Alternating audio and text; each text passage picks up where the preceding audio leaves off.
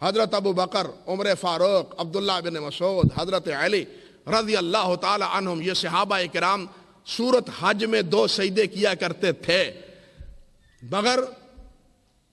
واہ افسوس کہ جو قرآن ہم نے چھاپے ہیں وہاں قرآن مجید کے حاشیے پہ لکھا ہے السجدۃ عند الشافعی، یہاں شافعی سجدہ کریں، دوسرے سجدہ نہ کریں۔ مجھے آپ بتلائیں یہ اللہ کے رسول کا فرمان شافعیوں کے لیے ہے یا ساری امت کے لیے ہے؟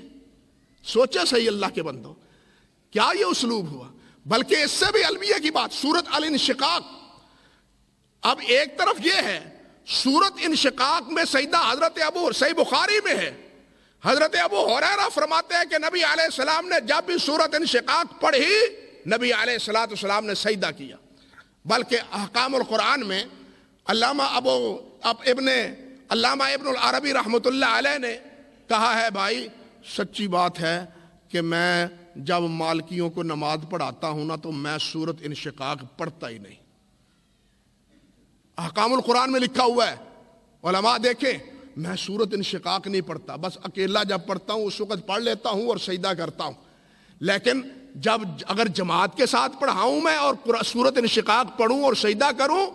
تو میں تو جناب موجب گردن زدنی قرار پاؤں، موجب گردن زدنی قرار پاؤں۔ تو کون ہوتا ہے ہمارے امام کے خلاف یہاں سورت انشقاق میں سجدہ کرنے والا؟ ابن عربی فرماتے ہیں رحمت اللہ علیہ، ہائے افسوس، حضرت ابو ہریرہ فرماتے ہیں صحیح بخاری میں نبی علیہ السلام کا عمل موجود ہے لیکن یہ کہتے ہیں یہاں سجدہ نہ کرو، اس لیے کہ امام نے فتویٰ اور اجازت نہیں دی اس کی۔ انا للہ و انا الیہ راجعون۔ بھائی آپ ایک سادہ سے ساتھی سوچیں گے کہ امام نے کیوں اجازت نہیں دی؟ بھائی اس کی ایک سیدھی سی بات، بہت سے جوابات ہیں علماء کے ہاں، ایک سیدھی سی بات ہے کہ دین سارے کا سارا ایک امام کے پاس نہیں ہے بلکہ ایک صحابی کے پاس بھی نہیں ہے، سمجھ لے بس اصولی طور پہ۔ آپ حیران ہوں گے کہ دور کی کیا بات، یہ مسئلہ تو سارے جانتے ہیں نا، حضرت اویس کرنی کا، حضرت اویس کرنی کو جانتے ہیں یا نہیں جانتے؟ بھائی دے جواب، جانتے ہیں نا سبھی، ہیں؟ لیکن امام مالک سے پوچھا گیا اویس کرنی کو آپ جانتے ہیں؟ وہ کہتے ہیں ما عرفتہ، میں اویس کرنی کو کوئی نہیں جانتا۔ بھائی صحیح مسلم میں روایت ہے حضرت عمر فاروق سے نبی علیہ السلام نے فرمایا وہ ملے تو اس سے دعا کرانا، اور ان سے دعا کروائی بھی حضرت عمر فاروق رضی اللہ تعالیٰ عنہ نے، صحیح مسلم میں یہ روایت موجود، لیکن امام مالک نہیں جانتے۔ بھائی دین تمام کا تمام ایک امام یا ایک صاحب کے پاس جمع نہیں ہے،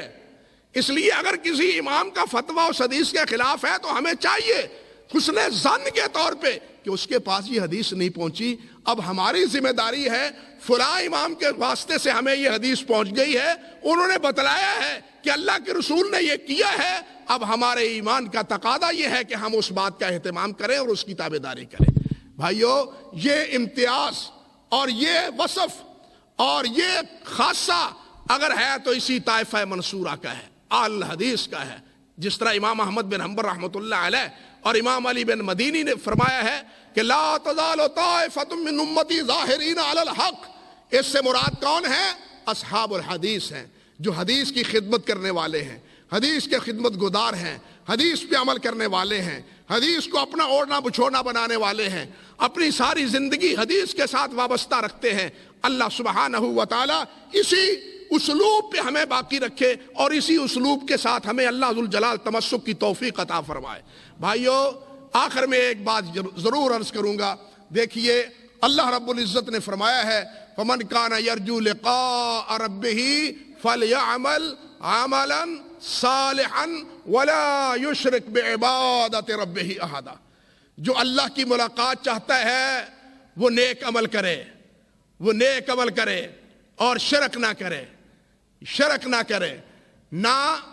اپنے آپ کو اللہ کا شریک بنائے، اپنے نفس کو شریک بنائے، نہ کسی اور کو اللہ کا شریک بنائے۔ اپنے نفس، یہ ریاکاری میں اپنا نفس بھی آتا ہے، اپنا نفس بھی ریاکاری میں شریک ہو جاتا ہے، دوسروں کی نگاہوں میں بھی انسان ریاکار بن جاتا ہے، اور دوسروں کی پوجا پاٹ یہ بھی شرک کے زمرے میں آتی ہے۔ اللہ سبحانہ و تعالی شرک اصغر سے بھی بچائے اور شرک اکبر سے بھی بچائے۔